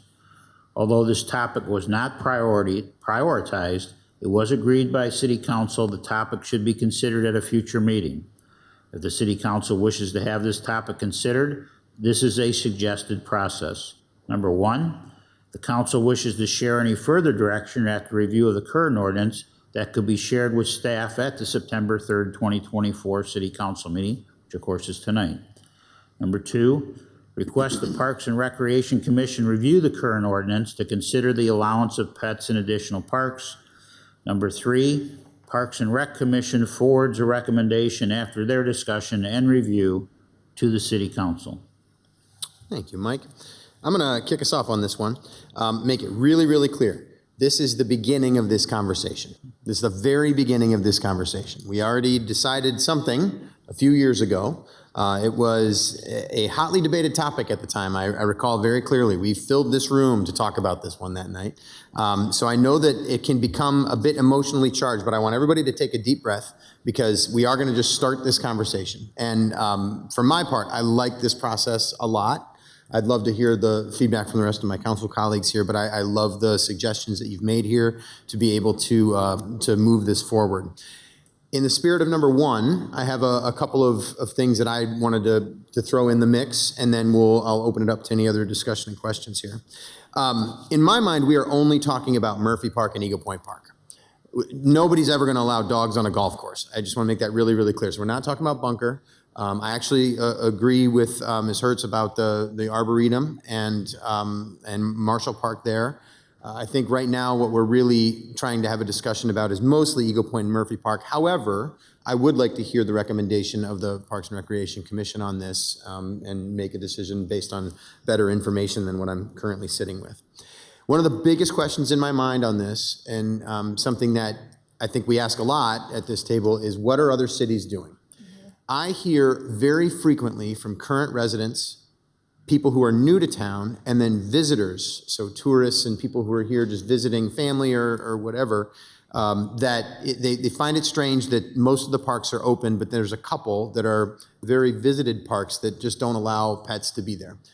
It's a strange thing to them. It seems foreign to them. So I'd like to know what other cities are doing. Are there any other cities that have the compromise that we've currently struck, where there are a couple of parks that dogs pets simply are not allowed, and they've kind of kept it that way, and it's worked for them for years and years and years.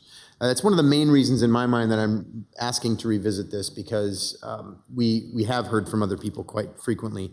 And I have to point out, one of the things we talk about a lot in this room and in other places and other meetings that we're in is how do we draw a workforce that we need?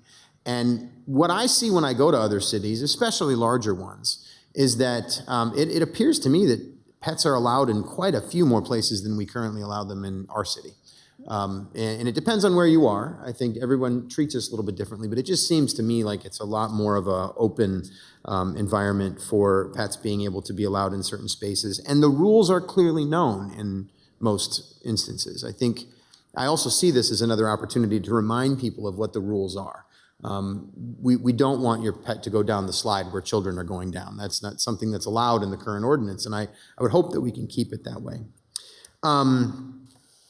And then finally, I'd like to know what the success has been of our current approach. I have not heard many complaints from residents since we made the change to allow pets in most parks.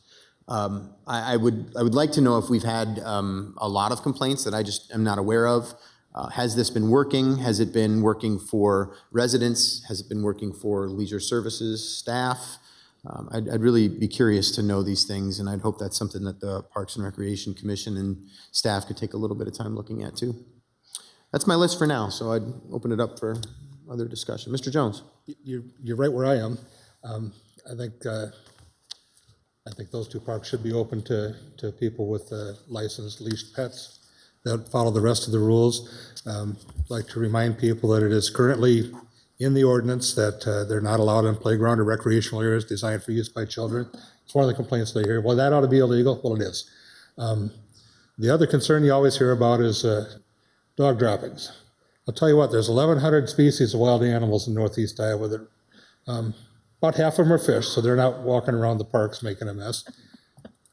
But the whole other half is, and we seem to be coping with that okay. And my experience in being in the parks that do allow pets, I'm seeing responsible pet owners with a bag of feces tied to a leash or hanging in their other hand, living along South Grand View. I see that most dog owners are picking up after themselves. I see it every day. You occasionally see one that wasn't. I don't think that's an issue. When I grew up, dogs ran loose and nobody picked up anything. And after a while, it'd kind of turn white and then go to dust and go away. But we know a lot about that because it was everywhere, and you watched out where you stepped. I don't think that's a problem of 2024. I think the problem of 2024 is that we're unreasonably separating people from animals that they perceive to be family members in our parks. And we've had some pretty compelling arguments from tourists who are in Dubuque and drove into Eagle Point Park and were really distressed to find out that their dog had to remain in the car, where, you know, it can get hot in a car and kill an animal. So not a good choice at all. So I think that's what to do, but I completely agree that this needs to be vetted, that Park and Rec needs to agree with that if we're going to do it, and that I look forward to hearing their recommendation, and I know there's going to be a fair amount of public comment. What I've received so far does not compel me to think anything differently, although one writer wrote pretty eloquently that there should be some people-only parks. I guess they could go to Marshall or McAleese and enjoy that. But I don't think it's going to decrease anybody's enjoyment of the parks that somebody else is enjoying the park with their beloved pet. Thank you, Mr. Mayor. Yeah, thank you, Mr. Jones. Mr. Resnick. No, thank you. Of course, there's lots of different viewpoints, and I'll offer another one. And I'm really interested, the mayor talks about what other cities do, but no other city has Eagle Point Park. So, I mean, I get what you're trying to compare and how other cities want to do. You know, historic district in the National Register of Historic Places. Maybe that matters enough, or maybe it doesn't. Maybe we want everybody to visit there. So the other thing is, I've been asking for data ever since we've started this discussion. And today we had some anecdotal data from the mayor, because that's all we have. I haven't heard any problems. Well, what is the data? You know, how many fines, how many impoundments have there been? How much have we collected on fines that could be used to help with the cleanup? Are we really, and animal waste is not all the same. Deer and geese eat a lot of vegetation. And well, dogs, they eat a lot of animal products. It's very different. I was reading this article here that says the longer dog waste stays on the ground, the more the contamination intensifies. And so there are issues. I know we don't have a lot of time for our staff in the parks to clean up after those who don't clean up, but leaving it where it is, there's some problems with that as well. So I would love some hard data. What are our successes? Do the waste bags, do they have an effect? Are there more stations, are broader compliance? Or it doesn't matter how many waste stations there are.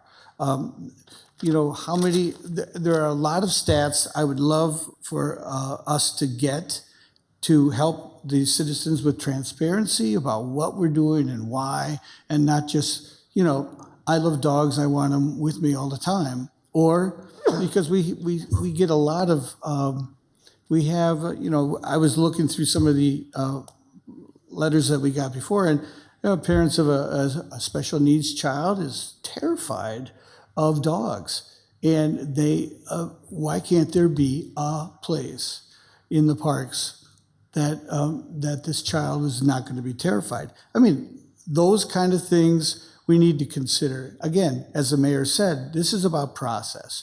What would we like our commission to do? So I would love to we have to figure out, is enforcement difficult, impossible, even for the current parks? Because I don't think there's been any fines, but I'd love to hear, you know, what we get. Or is it that enforcement, like other things have been told to me, that we're not really enforcing that? Well, okay. I thought those things were going to be enforced. When they were voted on and improved, the enforcement was part of what we're doing. Is that still going to be part of it? So there's a lot to talk about, and I agree with the mayor that we're mostly talking about the Murphy and Eagle Point Park, And I've been on a few golf courses and I've never seen a dog, or, except, just running across wild. But so yeah, there's a lot to talk about. I appreciate the passion and it's of people who love dogs. A lot of people love dogs, including myself, but they don't necessarily want them everywhere. Thank you, Mr. Mayor. Thank you. Ms. Wethel first, and I'll come to you, Ms. Russo. So I want to just let the community know maybe a little history as to why this conversation came up. And for me, the conversation came up a couple reasons, but one was the Next Gen survey, in which Greater Dubuque Development Corporation, for which we contract with to learn more about workforce retention, recruitment, how do we get people to live and stay in Dubuque. The results of a survey reflected the responses of 1,157 persons surveyed who identified as 30 years old or younger. 10th most important factor in choosing why to stay in Dubuque or where they want to live, pet-friendly community, which actually outrated, I should say, was more important than fitness and health centers, being an environmentally conscious community, sorry, Mr. Resnick, hiking and biking trails, walkable community with live, work neighborhoods, access to affordable childcare. This was really important to 1,157 people that were surveyed. And those are just the young people that were surveyed related to workforce. But I mean, this is the crop of people we want to stay. And so in my eyes, the conversation came up because we were given that data. So when we talk about data-driven decisions, to me, that is data we must pay attention to. I will tell you, this came to light in my own life. We had a memorial service for my mother-in-law at Eagle Point Park. My sister-in-law and brother-in-law came from Minnesota with their dog. And guess what? They couldn't get their dog out of the car. Shame on me. I reserved a pavilion thinking we'd have this lovely homage to my mother-in-law, and came from Minnesota and couldn't get their dog out of the car. Who's a member of their family? I just want to be clear. Like, they love their dog. They don't go places without it. So it made me start to ask the questions. Then we heard about this survey, and I thought, oh my gosh, this is a real deal. So I don't have a specific sense one way or another. I will tell you the only parks I really thought about were Murphy and Eagle Point. I never thought that a dog should come to a pool. I never thought that a dog should come to a golf course. And so I hope people know that just because this conversation came up, it was a list of all the parks that we do not allow dogs. It didn't mean that your city council thinks that dogs should be at pools. This is a fact-finding mission, and I believe the Parks and Recreational Commission, the members that we appoint, would make great recommendations to us based on knowledge, based on what other cities do. Those are the things that I would like them to reflect upon when they make a recommendation to us. So I think the process is a great process to just fact-find and then provide us a recommendation. So I concur. I think the process outlined is appropriate. Thanks, Ms. Wethel. Ms. Rousseau. Thank you. Well, I agree with Ms. Wethel that pets are a big part of the lives of many residents, be they young or old or in between. And I think this topic definitely needs more discussion, and that discussion needs to happen at the Park and Rec Commission. But I think it's really important for us to be specific about what we want back from that commission. We don't want them to do a lot of work and then say, oh, that wasn't really what I wanted. So I think it is going to be important to have the data in there. How's it working now? What could be some of the issues if we make some changes? Highlighting some of the pet owner responsibilities that are already listed in our ordinance. You know, just kind of look at that and see, have we covered everything? Is there anything that we could do differently or better to ensure better pet responsibility by their owners. It's a lot of times the owners that we have a problem with and not really the pet. So I would agree that Murphy and Eagle Point are the two places that we're thinking about, that I'm thinking about adding, and that heading this back to the Park and Rec Commission with a very clear message about what we want them to look at and what we're expecting back from them. Thanks, Ms. Rousseau. Any other discussion? Mr. Mayor? Yeah, Ms. Farber. So, based on the fact I've lived in other cities and other countries where dogs are pretty much on a leash, can go where they wish with their owner. I'll give you one example, in Central Park in Manhattan. Their ordinance allows, obviously, dogs leashed within Central Park. And what I find is interesting about the Next Gen survey is that is a place where people with dogs meet other people. And so it's kind of like it's a small village in a park, isn't it? It's a place for people to have community and to have fellowship and to meet others. And you create friendships and relationships, that are long-term standing, because every time you walk your dog every day, you have the same group of people that are in Central Park or another park in a larger city, and that is beginning to be part of your social life, which I think is rather fun.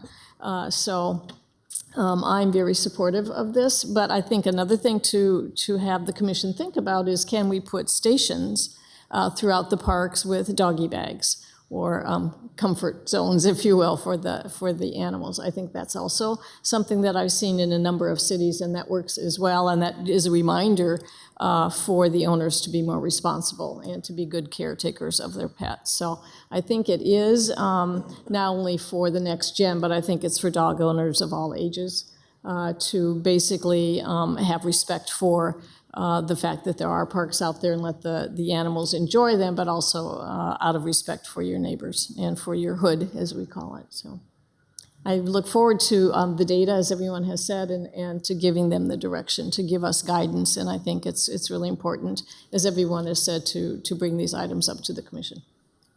Thank you, Ms. Farber. Yeah, thank you. Mr. Sprank. Thank you, Mr. Mayor. To basically, to echo everyone else, I would agree, just the focus should be on Murphy and Eagle Point Park.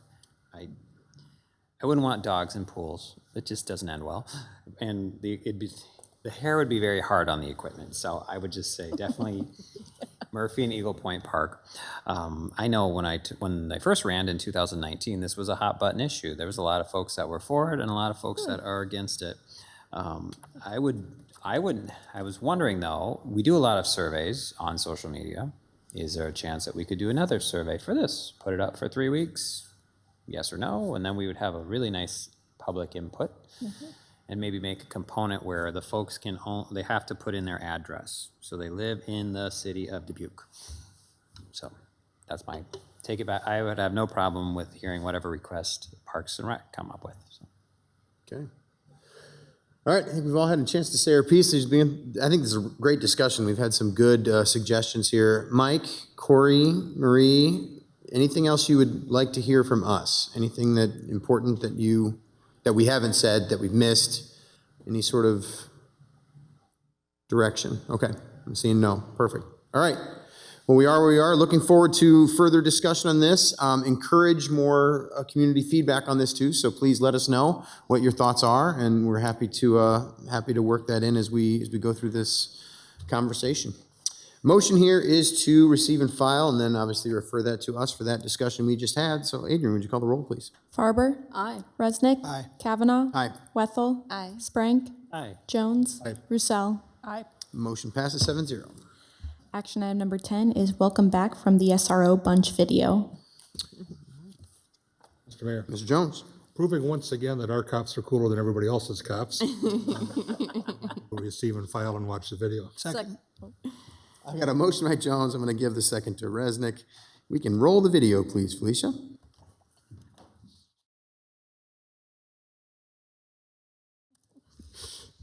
Yeah, Mr. Jones, you are right. Prove me wrong. Yeah. Our police are definitely cooler than everybody else's. That was excellent. I think every department should do a video like that now. So, job just like, no, never mind. That shouldn't happen. I'm getting dirty looks from Corey. All right. Motion here is to receive and file. Watch that great video. Thank you very much to everybody who put their work into that. And talent, of course.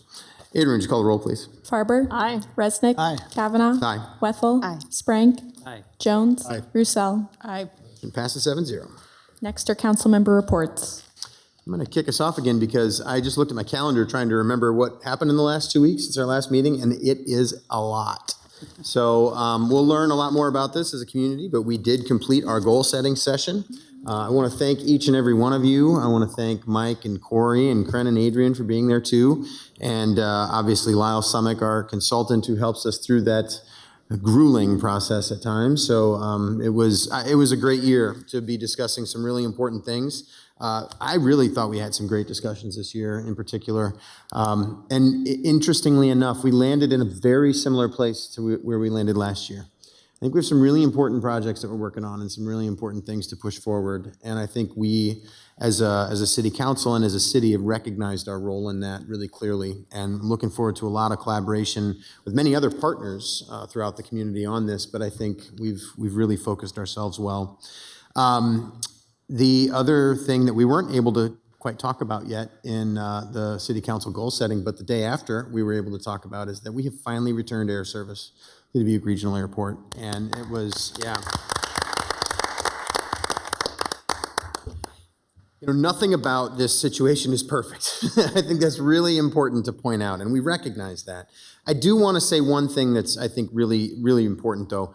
The folks that are working on this every single week continue to work on it daily. And I know that there are some things in the system that aren't quite where they need to be yet. Things like connection times, getting out to the East Coast in a timely fashion, those types of things. Our partners at Denver Air Connections and our consultant and Todd Dulcing at the airport are all working on those things in real time.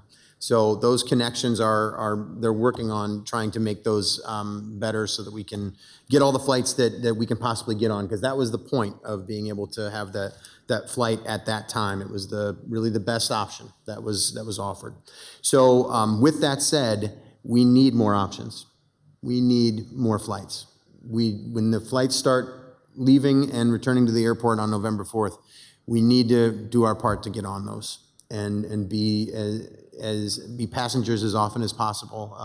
And that's to everyone in the community. I really hope that we can do this together, because I know that we can make it work. I know we can absolutely do it, and we've come a really far way.